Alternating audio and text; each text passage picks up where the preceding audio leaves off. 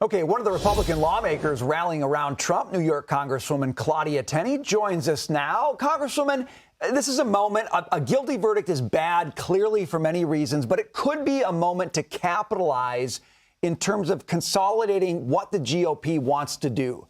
How do you do that? Well, first of all, this verdict is really kind of like a fake verdict, to put it in Trump's words. They were looking to get a verdict of any kind. They didn't have it. It was passed over. This case was passed over. The statute of limitations had run.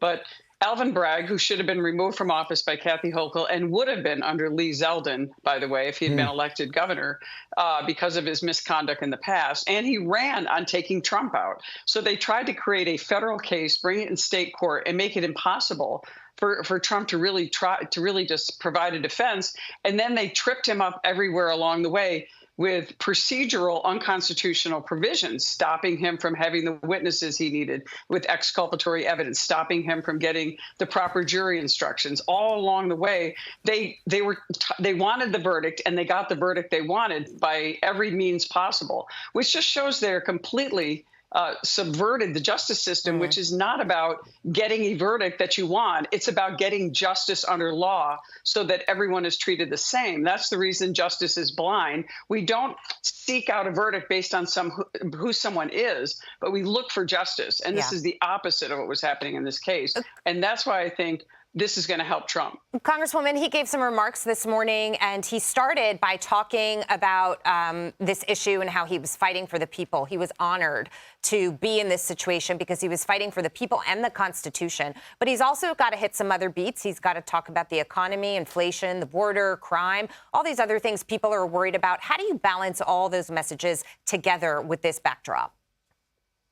You know, honestly, I think people have seen this trial for what it is. It was specifically done by a corrupt, compromised prosecutor with a corrupt, compromised judge in an area where Donald Trump cannot get a fair trial. Had they tried that case up in my district, it would have been a hung jury at the very least. This case just would not have been able to be successful. So it was very targeted in that way. But I do think that the people are looking to Trump to fix the problems that were created and been created by President Biden's disastrous term in office. And they think a lot of this is noise. In my district, this is noise. I have heard from so many people. My cell phone was just completely filled with text messages and emails from people all over my district saying, what are we going to do? This is the end of the United States and our justice system.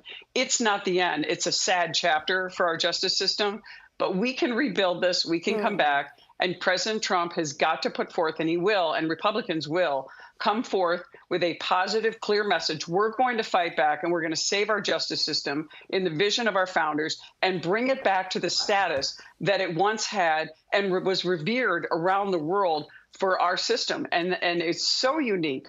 We are the only system with with decisional law. So I think that we have to do that. How, though? Do you start at this local DA level? How do you start to fix this system? Well, unfortunately, in New York, where I come from, we tried to take out Letitia James last time. We tried to take out Alvin Bragg. It's going to be impossible to change it electorally unless we change some of the people that are serving in New York. I so apologize, but we've got some breaking news. President Biden addressing former President Trump's verdict. Let's listen. What happened yesterday in New York City. The American principle that no one is above the law was reaffirmed. Donald Trump was given every opportunity to defend himself. It was a state case, not a federal case, and it was heard by a jury of 12 citizens, 12 Americans, 12 people like you, like millions of Americans who served on juries. This jury is chosen the same way every jury in America is chosen. It was a process that Donald Trump's attorney was part of. The jury heard 5 weeks of evidence, 5 weeks. And after careful deliberation, the jury reached a unanimous verdict. They found Donald Trump guilty on all 34 felony counts. Now he'll be given the opportunity, as he should, to appeal that decision just like everyone else has that opportunity.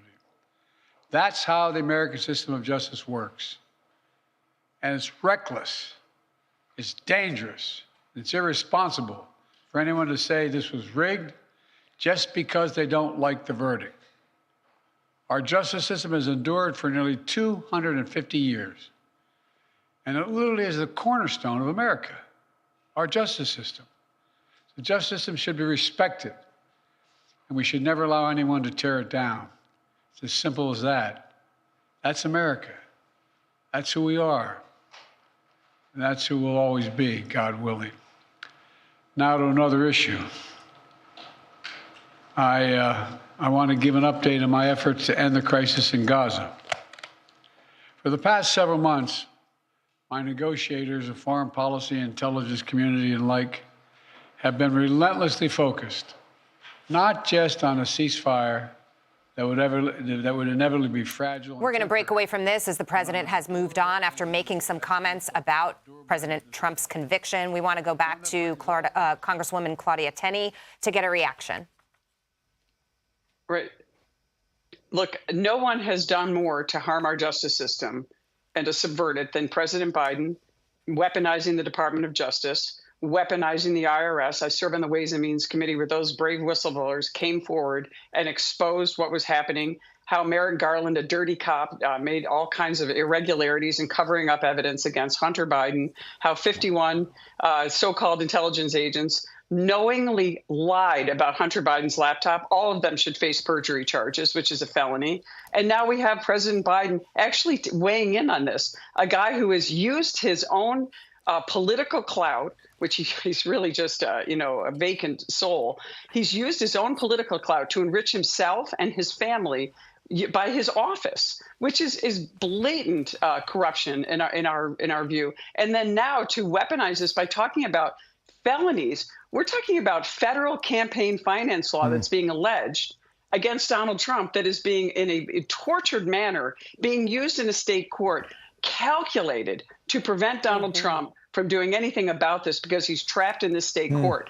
I think this is a federal issue. It's federal election interference. It needs to go to the Supreme Court, and then the Supreme Court needs to weigh in. This is an unprecedented case. It does not set good precedent. It is dangerous what Joe Biden and his minions have done here to destroy this situation.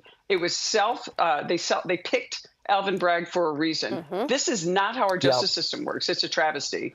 Congresswoman, we appreciate you sticking around to hear the president's remarks. Thanks for all your thoughts. Thank you.